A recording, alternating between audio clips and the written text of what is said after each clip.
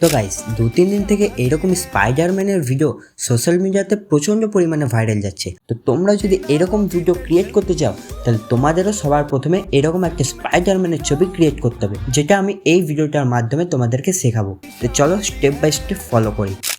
তো দেখো, সবার প্রথমে আমরা জিমিনিটা ওপেন করে নেব। এরপর গাইস এখানে তোমার একটা ছবি ইম্পোর্ট করতে হবে। ছবিটা ইম্পোর্ট করে দেওয়ার পর এখানে একটা প্রম্পট দিতে হবে, যেটা আমার ডেসক্রিপশন বক্সে পেয়ে যাবে।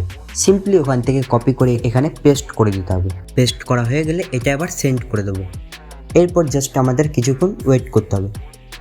অ্যান্ড গাইস দেখতে পাচ্ছ আমাদের কিন্তু এখানে ছবিটা পুরোপুরি তৈরি হয়ে চলে এসেছে। এরপরে ছবিটা আমরা ডাউনলোড করে নেব।